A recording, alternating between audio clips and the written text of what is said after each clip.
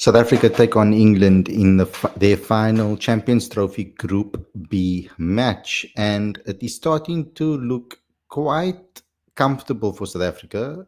Basically, we could say that they are in the semi-finals, dependable obviously on the game between Afghanistan and Australia.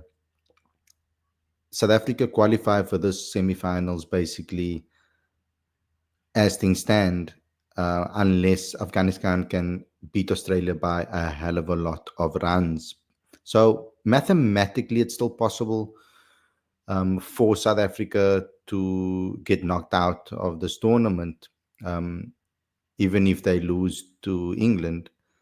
But if you look at the maths will have to be skewed quite a bit for that to happen. So we can basically sit here and be safe to say that South Africa have made the semifinals, but we can't just count our chickens before they hatch. And I don't want South Africa to go into this match against England thinking that way either. I want them to go into this match as if it was the final. That's how I would like South Africa to go into the clash against England. Even though England's out of the tournament already and been knocked out, I want them to look at this game and look at the opponents and try to put themselves into knockout mode. I want them to take this on this game like it is a knockout game. And I don't want them to be complacent at all.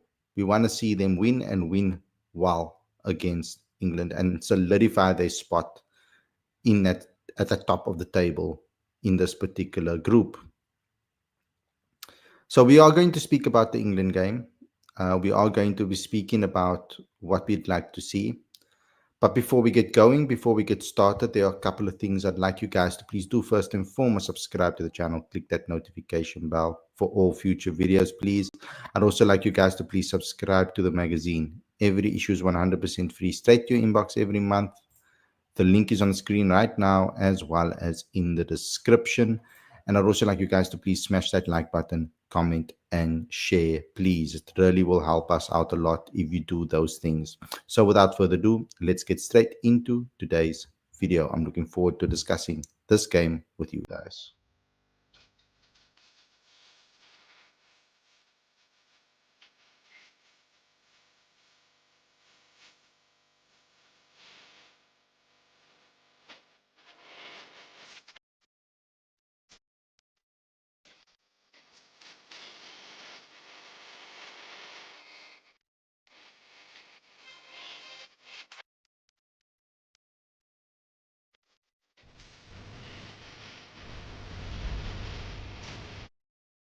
Good evening, everybody, and welcome to Cricket Fanatics Magazine. This is your preview show, your live cricket show. I'm your host, Khalid. This is the show where we talk about everything that has to do with the Champions Trophy. And South Africa are in a very comfortable position. I would say they are 1.5 feet into the semi-final because mathematically there could still be a possibility that South Africa don't make the semi-final if they lose to England, of course, and if Australia beat and if Afghanistan beat Australia. But that is something that that that might not be seen. We probably wouldn't see that scenario happening. Australia is an extremely good side, and a lot of people are already putting them as favourites to win that match. But I'm hoping that South Africa go into this match against England with a mentality of one seeing this game as a final or as a semi-final already, as a knockout game. I want them to try and play their knockout brand of cricket and have that type of mentality going into this Champions Trophy into this last match. Um, and the one thing that we can say, and I'm very proud of the South African team for being able to do this, is they're consistently making semi-finals now, and even they made a final as well, and that's a massive improvement from what has been happening before or after that 2015 World Cup.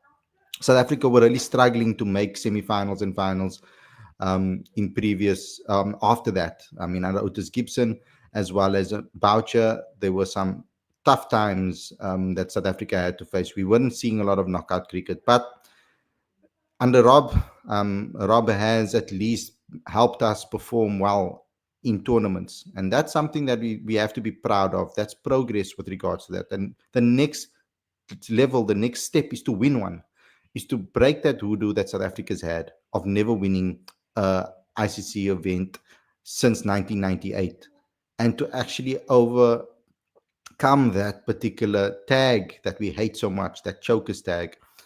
So there's a lot of things that we have to take into consideration with regards to how the Proteas prepare mentally. That's going to be so important, how they prepare mentally.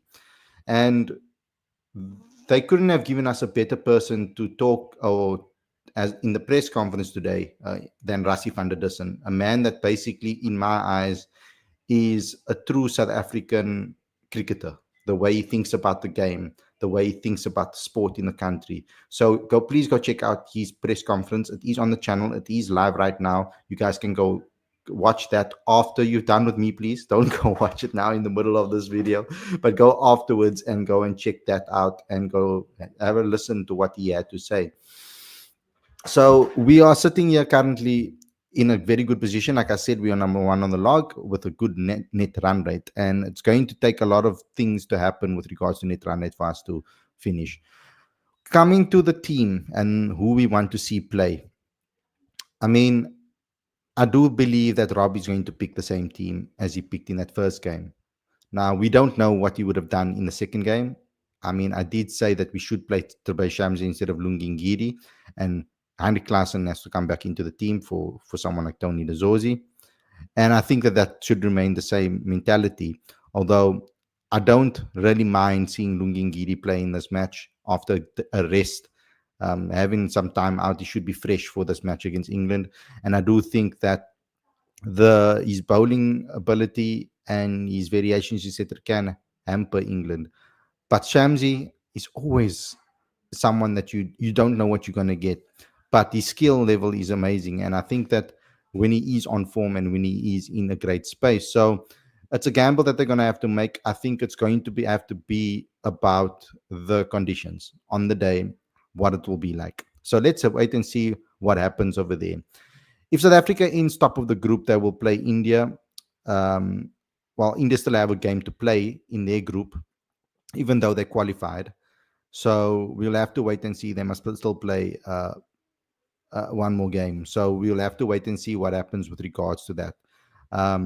Because, I mean, even though India and England have already qualified, they're going to be playing the table toppers in their final match, which is New Zealand.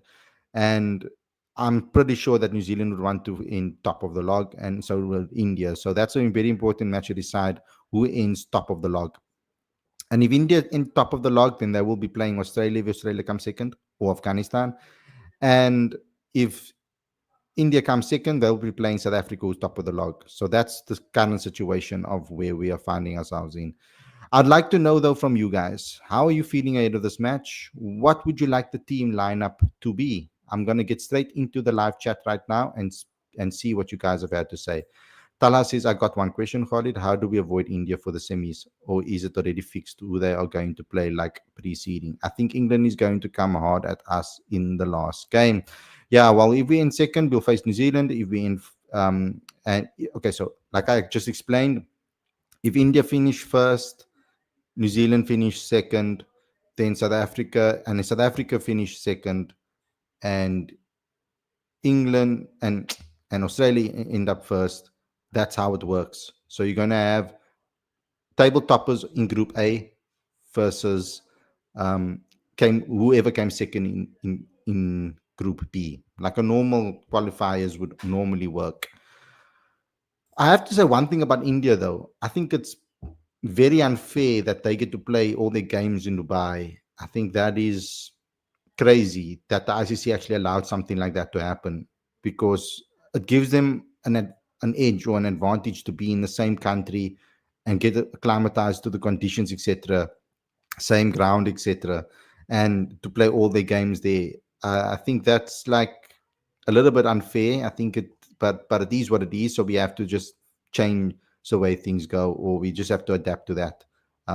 Because what ends up happening is whenever whoever goes and plays India now in there at their basically you can say their home ground now ultimately, because it's become that whoever gets to play them, they are at a disadvantage because now they have to acclimatize and get used to the new conditions. I think that is a little bit of a crappy one from that part. And my time square says we are meeting India in semis and knocking them out is my feeling. Tala says, I think we somehow win the semis, then I'm sure we will win the Champions Trophy. It doesn't matter the opponent. Lawrence says, don't know about you, Khalid, but I personally don't see us qualifying for another semi-final as progress. We've been doing that 2 ICC events in a row now. Progress would be winning. Can't be nearly men always. Yeah, we can't be. At some point, we have to win. It was progress. It was progress. Like I feel if we make the semis now, of course, yes, that will be great, and if we win it, it would be great as well. But I think that all pressure will be on 2027 World Cup. If we don't win that, there's going to be major issues. But we should start thinking about things already after this Champions Trophy. We're in a very good position currently. I think we've got a very balanced team, and but I did, but it's not our strongest team. So how do we judge this team exactly? Do we judge them fully? And if they win, do we now change our opinions on some players that we've had to criticize, that we've been criticizing over the last couple of years? So it's a very tricky situation. So let's take it game by game. England's game is next, and like I said, I want to see them play with a mentality like it is a knockout game. Talha says, I just hope the toss goes our way in the remaining games. In a times cases, knockout are never progression. Proteas are one of the only 4 or 5 cricketing powerhouses. Trophy is only that we don't have it. There are trophyless. I think that's what you mean. Tala says, I agree that we're doing well in ICC tournaments, but we have nothing to show that we're doing well. We really need a title this time around. We really do. This Champions Trophy title would be amazing for South Africa, I feel. It really boosts us. It really boosts the belief of fans as well in us. Joe Huff says, what's your prediction for Australia versus Afghanistan? I think Australia will win tomorrow. Afghanistan will be pumping, though, up for it. I think the crowd will be behind them as well. Um, I think that, yeah, it's one of those type of games that I feel anything can happen because Australia had an easy first game or relatively easy chase in the first game. Let's see, because Afghanistan really turned it on and performed when it mattered against England. I mean, I don't think a lot of people thought that they would beat England. I was one person that was holding on to hope and that our SA20 stars would perform in this match and show England what they're made of. But I'm happy from a South African perspective that Afghanistan did beat England because it makes South Africa's chances almost um, definite that we would be in that semi-final. Lawrence says the 2023 ODI World Cup was progress. Us reaching our first World Cup final last year was progress. It's all about winning now. We must be ruthless as a fan base and demand success. Semi-finals ain't success; it's a failure. That's why I said it was minimum. We have to make the final and we have to go and win it. That's something that we need to try and do. Even though I do feel that a lot of people never thought that the South African team would make the semi-finals in this Champions Trophy. There was a lot of fans I saw online um, trashing South Africa and saying how weak this team is. Joe Huff says, and also, who would you rather SF face, New Zealand or India in the semi?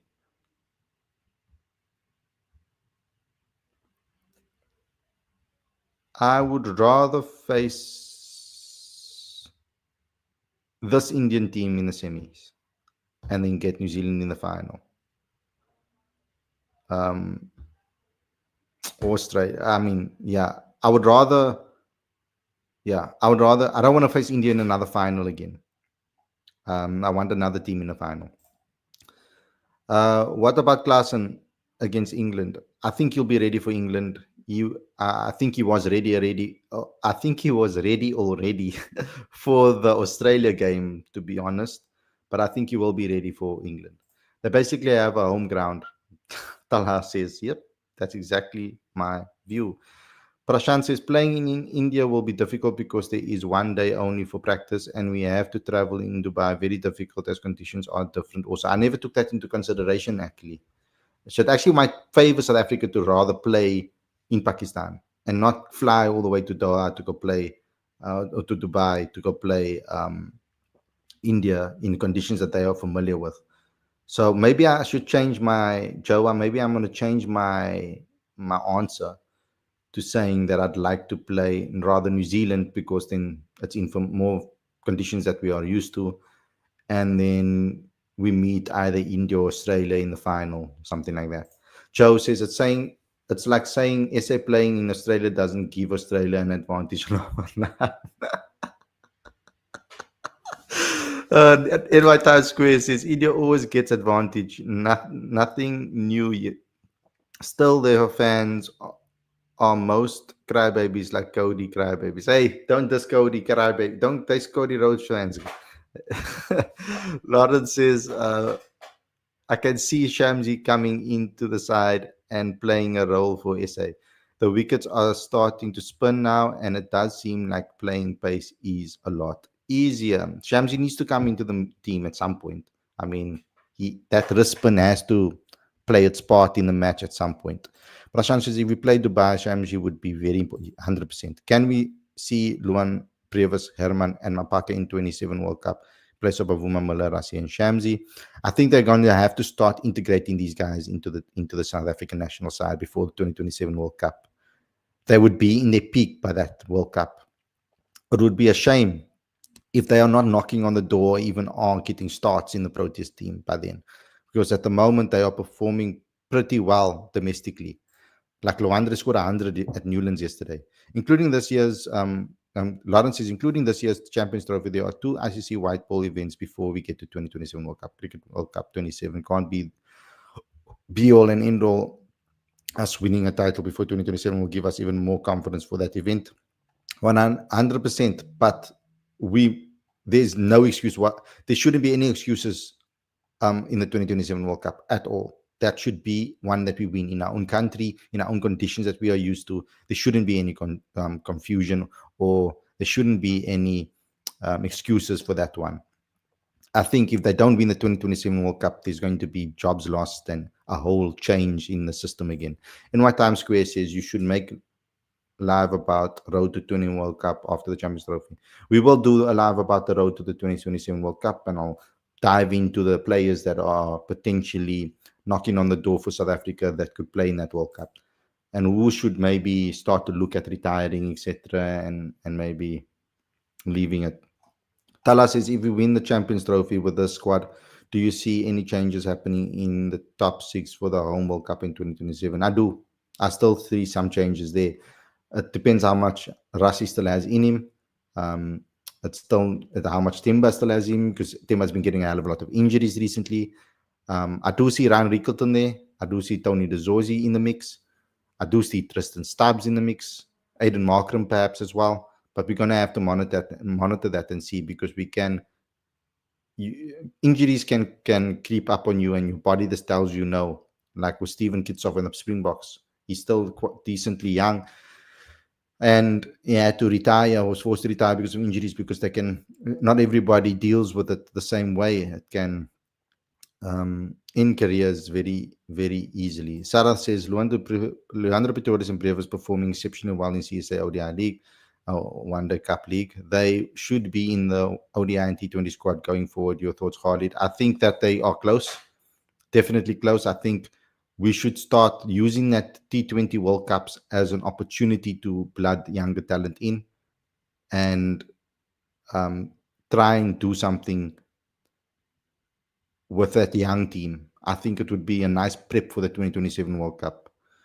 If South Africa CSA is very, very serious about the 2027 World Cup, they should start to look at finding blooding youngsters into the team that could potentially be starters in the 2027 World Cup, and start doing that already in the T20 format.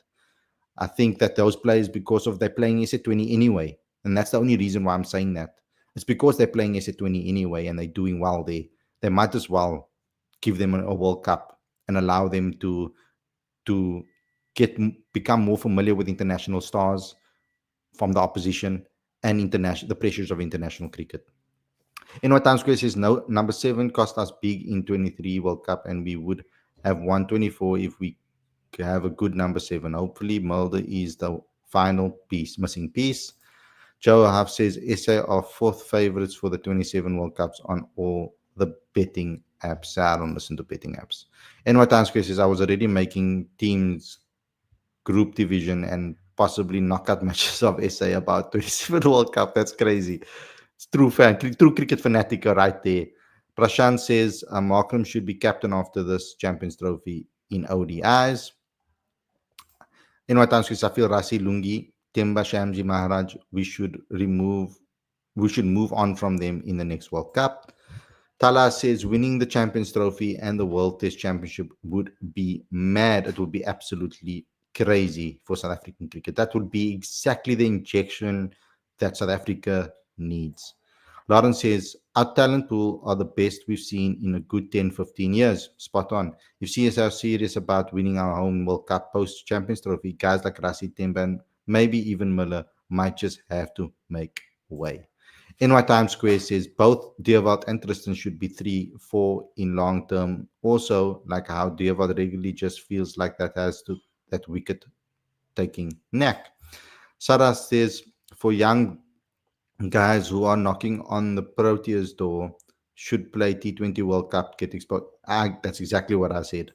Arjun said, bro, I feel MVP Mitchell van Buren is a very talented middle order batsman. Yeah, he is. Sarath says Bretsky after the magnificent 150 will be a part of ODI squad year on. Make SA cricket great again, says M. Sabir. And yes, that is exactly what we need to do. Make SA cricket great again. The way you do that is by investing in young talent, making sure you expose them to the international game. There is no right time to expose youngsters to international cricket. You can try and best prepare them by giving them exposure, as much exposure as possible in the domestic setup, in SA20s, in IPLs, etc., to get their game polished as much as they can. But those pressures of playing, you don't know when you're going to get that opportunity. When is the right time for a player to get his debut as a youngster? Sometimes things happen that forces your hand to select players. Like with Kwena Mapaka, I felt that it was a forced move because of the amount of injuries that South Africa were facing. So it's a smart move to then give a youngster that might be the future of South African cricket chances to be exposed to international cricket from a young age already, and to try and understand the levels that he needs to improve to become that player that he can be. So it's very important that we use the T20 World Cups, in my opinion, to do that, to blend the youngsters with international stars. So you pick your experience, you only pick your experienced informed players. The rest you make up with youngsters. That's how I would go about the next T20 World Cups. Pick your most experienced informed players, build a young team around them. That should be the mentality, I feel, going into the two T20 World Cups before the big SA World Cup. Lawrence Bailey says, we're smashing England on Saturday, by the way. The conference is shot. And that might be that would be the most dangerous time to face England, when they are wounded and they want to prove a point that they are not shit. So I'm a little bit worried about the game, because they got very talented players that on the day can really take a game away from you. And I don't think they're the type of team to roll over. So that's why I want South Africa to face this game with the mentality that this is a knockout game. Sarah says, but England have nothing to lose. They will come hard and go. That's exactly what I think is going to happen. Lawrence says the arrogance of England are catching up to them after winning the 2019 World Cup. They felt they had a divine right to just rack up trophies, and that didn't happen. Arjun said, bro, did you see RVD criticizing India for its advantage venue? Check ESPN Cricket News. The press conference is up on our YouTube channel, so you can actually go watch to see what he said. In what Times Square says, T20 World Cup, if you could only one in the next T20 World Cup, if you could only pick one between Linda and Keshav, who would you choose? I would go with Linda. Tala says, Khalid, do you think CSA will give youngsters a chance in the T20 squad? I'm hoping that they will. It's about time that they do so. Sarah says, Khalid, bro, I'm coming to Cape Town in April for work. We'll be there for 3 weeks. Would love to meet you. That's awesome, bro. Let me know and we can maybe meet up um, if I can find the time, etc., to do so.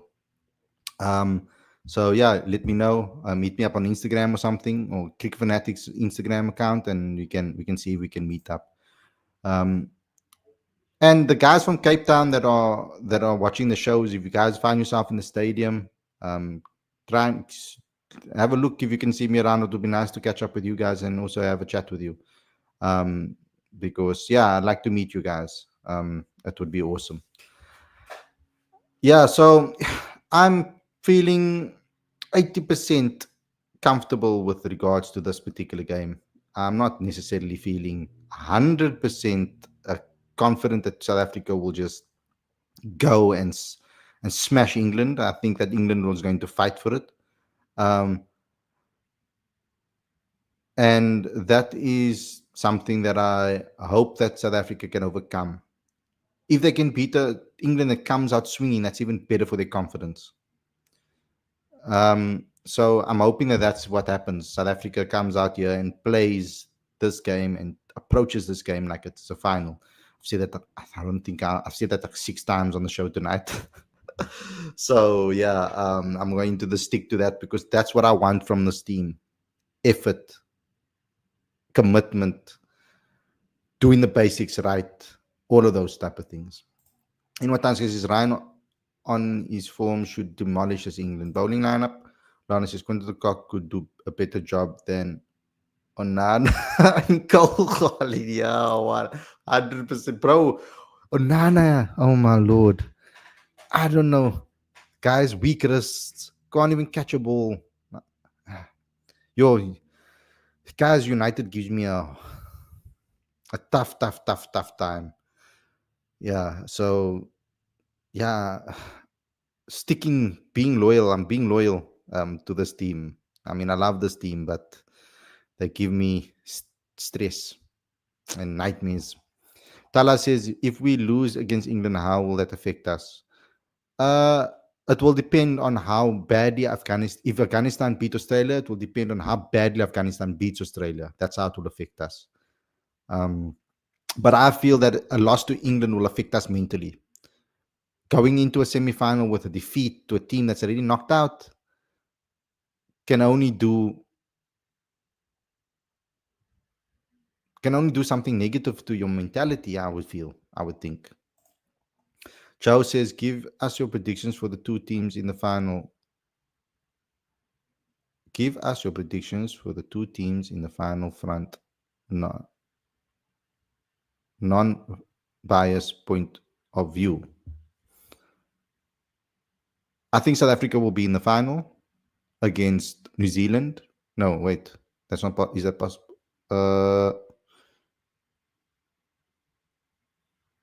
I can't. I mean, I first have to see what the 1 and 2s are.